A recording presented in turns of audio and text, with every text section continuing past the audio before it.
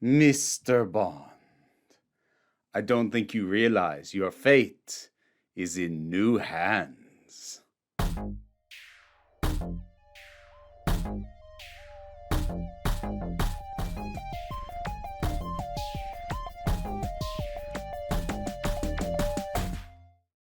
Hey there, folks. I don't know if people find it weird that I'm talking about James Bond. I haven't talked about it a ton for a number of reasons, one of which will actually be pretty relevant.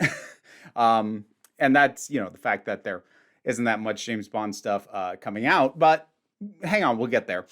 I do like James Bond. I haven't seen every single movie, but I've seen a sampling of every single different person who has played Bond. I have seen every Bond movie that has come out since GoldenEye. And I do enjoy James Bond. Like, it's ridiculous, macho, Cold War nonsense. I get that, but, you accept it for what it is. It's a good time, and I do enjoy it.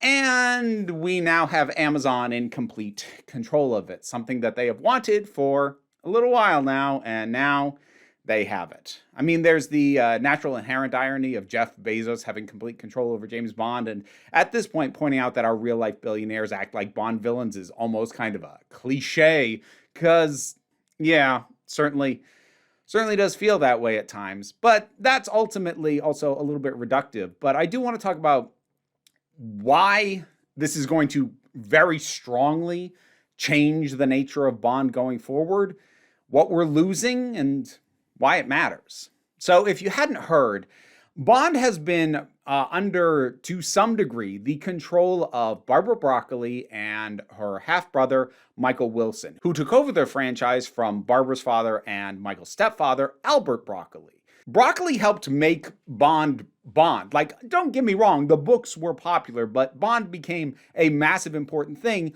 on the back of the movies, which were Albert Broccoli's baby. And, directors would come and go, James Bond actors would come and go. He stuck around. And when he passed away in 95, he handed the reins over to Barbara Broccoli and Michael Wilson. And they've been shepherding it ever since. Well, they've now been bought out to the tune of about $1 billion. So, lest you think it's just a matter of money, I'm sure the money was a factor. I think there's a much more important aspect, which is that Michael was planning to retire from managing the franchise, which, fair enough, dude's in his 80s. Barbara, who is in her 60s, reportedly on her own, without him backing her up, didn't have the stomach to keep fighting Amazon, because they have been fighting Amazon for a while. One of the main reasons that Amazon bought MGM a little while back was to have MGM's stake in Bond. Now, even despite that, Wilson and Broccoli had enough say over it that Amazon couldn't just do whatever they wanted. And they learned very quickly that Broccoli and Wilson didn't want to play ball with what it was they wanted to do. And the reason is that the two of them come from a very different era of producing. And I don't just mean like from the 90s, because there are plenty of executives, etc., who were around in the 90s who have shifted to the modern way of handling stuff. But they were brought into this by their father, who was making movies way before that. Their entire approach to how they handled Bond just resulted in a very different approach that is largely dying. And that really did seem to be source of a lot of the conflict between them. Broccoli and Wilson would veto ideas. There was this general notion that they were unworkable. That's the perspective coming out of Amazon. I'm sure from their perspective, that was the case. But it's because Amazon viewed Bond as content, something to just make stuff out of.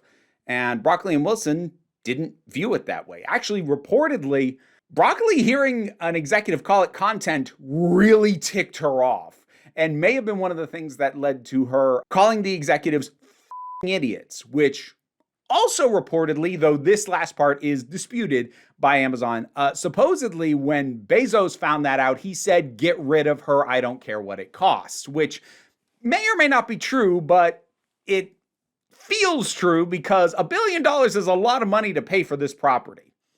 Now, that is a purchase that I think largely speaks to, well, a lot of tech purchases. They're not buying what Bond is worth now. They're buying what they think they can make it worth as they churn out content.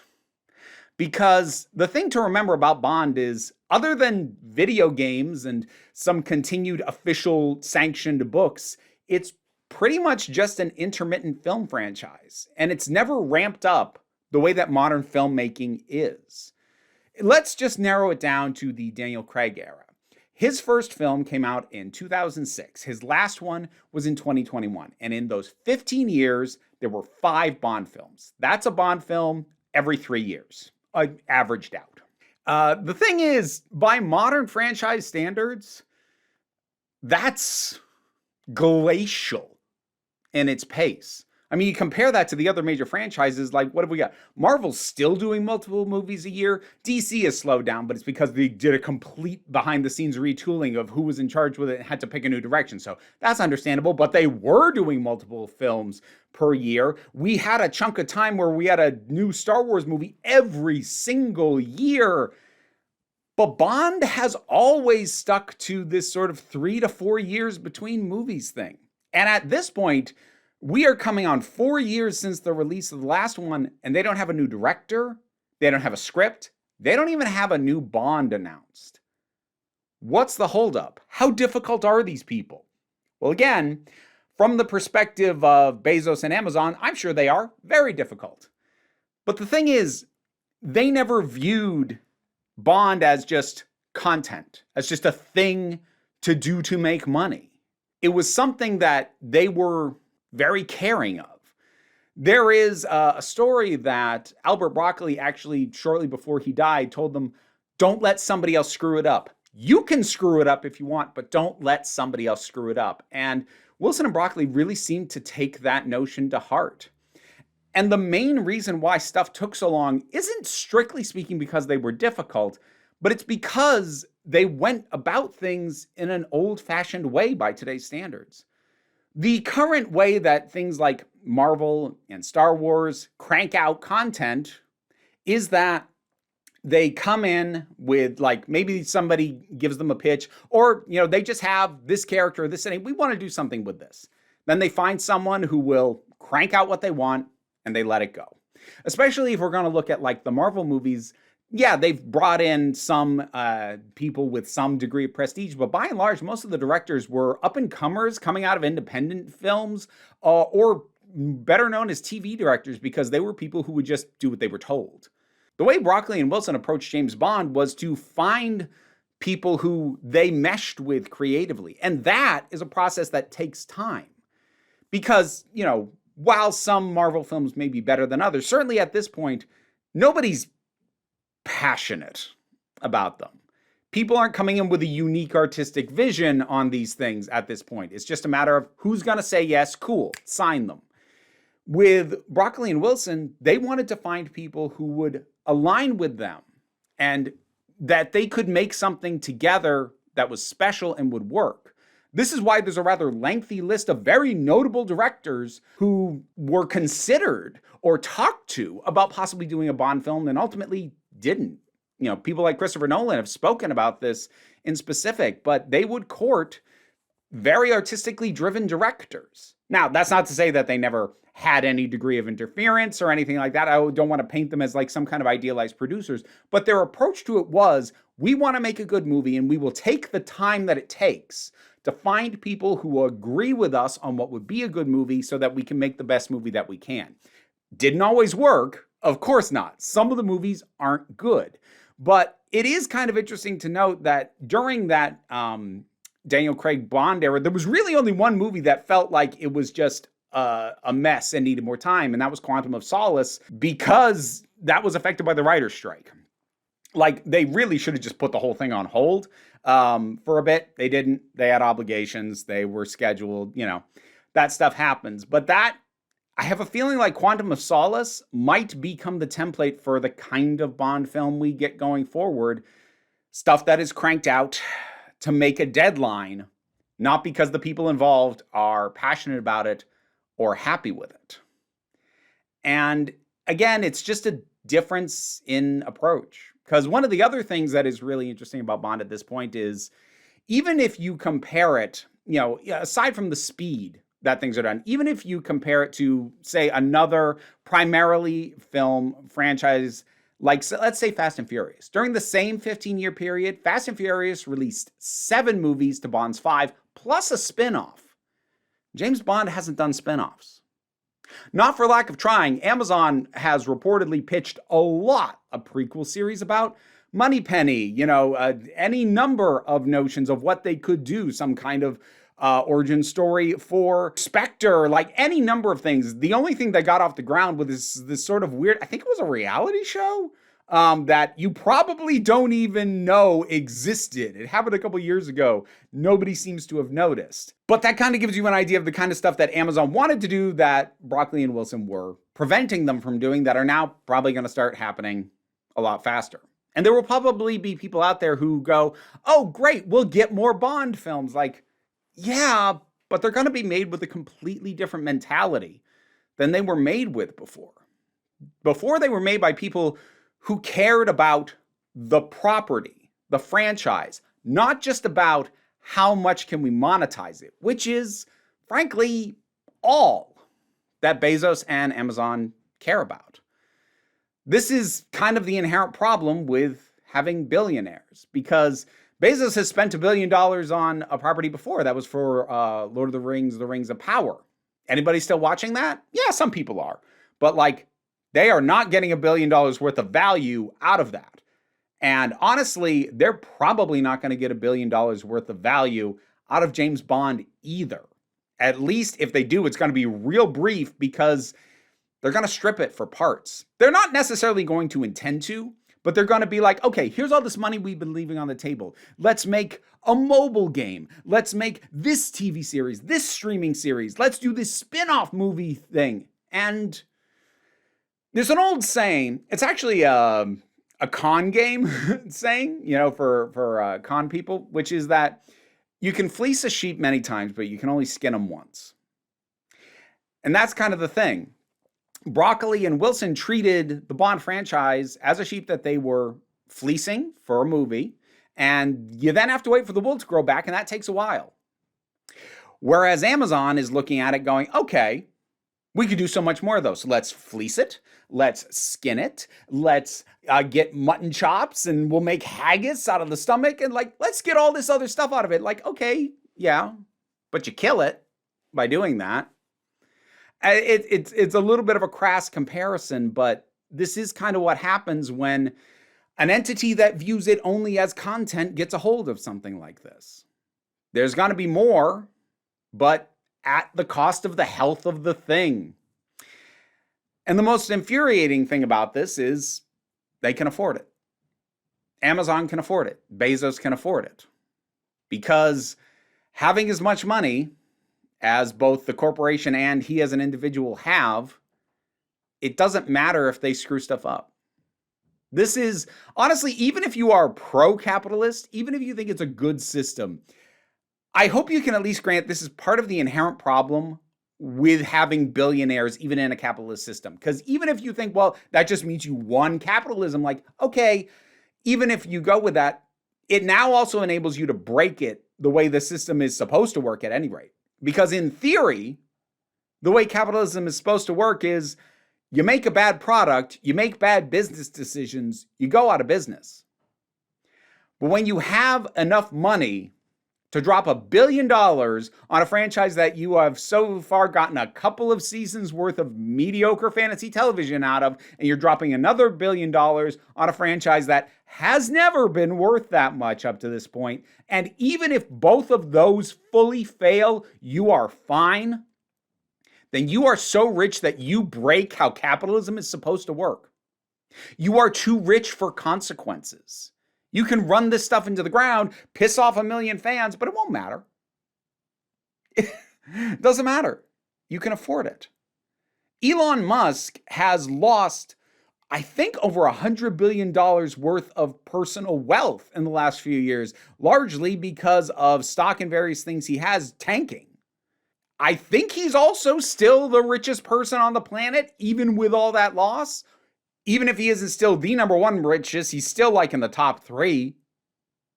He has lost over $100 billion worth of his wealth, and he's still one of the richest people ever. That's messed up. In theory, if you do something that screws things up that badly, you should face consequences. But when you have that much money, you are too rich for consequences. You are a Bond villain. You can afford to build your secret volcano base and have your personal rocket ships. Oh, look at that. Most of them do. And even if all this stuff blows up, you are still too rich to touch. Your plans being foiled won't stop anything because you still have all the resources. And that's what kind of makes it extra frustrating about something like the Bond franchise in particular ending up in the hands of somebody like Bezos. And I will readily grant part of the reason I've latched onto this story is not just interest in Bond, which I do have, but also, look, I don't want to talk about the state of a lot of what's going on. It's too much. It's too much. It's too depressing. But I also don't really feel comfortable fully sticking my head in the sand 100% of the time. So this gives me a way to point at something entertainment related that is kind of in my wheelhouse, but also, point out how this is emblematic of so much that is going wrong, has gone wrong, and will continue to go wrong. People aren't supposed to be this rich. Even in a capitalist society, nobody is supposed to get this rich, at least in terms of the theoretical philosophy of how the system works. Of course, the system is also at this point been designed and manipulated in a way to ensure that people can get this rich and stay this rich. But in theory, at the base level of how capitalism is supposed to work, if you screw up, you go out of business. That doesn't apply. And it's not just Bezos, and it's not just Musk. It's the entire executive class. The CEOs of all of these corporations are billionaires and people who are near billionaires. They won't see consequences for what they do. This is one of the things where I see people get real frustrated, like, why are they making all these bad business decisions? Why are they ruining this and ruining that? Why are they running it into the ground? Because it doesn't affect them. Like, they get paid either way. If they run the business to the ground, they'll probably get a buyout and a golden parachute. They'll make their money. They don't care. They will never face consequences. They can buy up whatever they want, ruin it, and it doesn't matter. It's all just toys. Do you destroy every vehicle you get into? Standard operating procedure. Boys with toys. They have bought into the notion of whoever dies with the most toys wins. Well, you'll still be dead, jackass. And it just means you'll be a selfish prick that the rest of us hate. It's just a frustrating thing seeing a franchise that has, even into the era of milk everything for as much content as we can, in the era of make it a streaming show, in the era of do 5 spin-offs and a reality version and a mobile game and all this other stuff, even in the era of that Bond has been so restrained comparatively, considering how much recognition the franchise name has. And it's not going to be that anymore. Sometimes you don't realize that you appreciate something until it goes away or changes so significantly that it might as well have gone away. And again, I'm not the biggest Bond fan in the world, but I can certainly appreciate how it had been handled. And now it's going to be like everything else, which is just the continued homogenization for milking of content and profit with little to no consideration for whether or not it's any good. My favorite quote in all this actually comes from Timothy Dalton, who played Bond back in the 80s. Anyway, good luck to them, I say. I do wish them all the very, very best. They'll be doing their best to make a lot of money, so hopefully they will make good movies. I love that. That's a perfect summation. It's a great bit of subtle shade because he knows Amazon isn't trying to make good movies. Broccoli and Wilson were, not always succeeding, but they were trying to make good movies. And they hoped that by making good movies, they made money.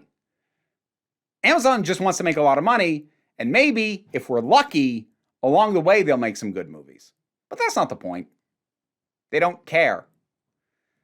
Corporations and billionaires, they never do. And it sucks. Thanks for letting me rant this one out. This is one of those topics that I'm like, do I have much to say about that I started thinking about that? Actually, I have a lot to say about this. But whatever your thoughts are, drop something down in the comments. Let's talk about it. Patreon pays the bills and enables me to do this for my living. Even if you can't help me out that way, like, share, subscribe. Those all help. Don't worry too much about it, though. What I really want you to remember is that you are beautiful, you are valid, you are loved, never order a martini shaken, and you are the council, and I'm just running the meetings. And until next time, this council is adjourned.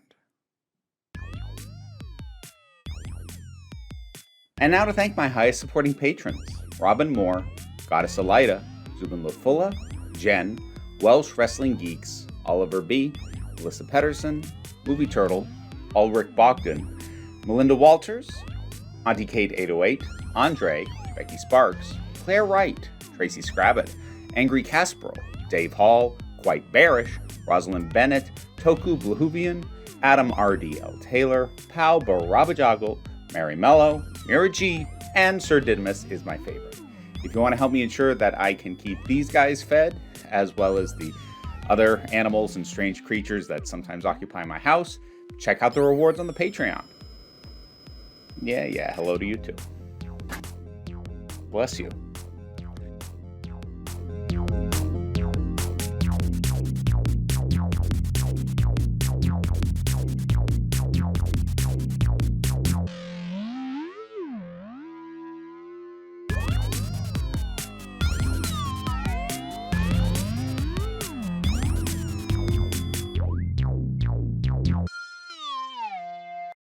Should I have explained that last gag? Because, like, shaking it melts some of the ice. It dilutes the martini. Like, I used to bartend. That's a bad way to order a martini. Whatever.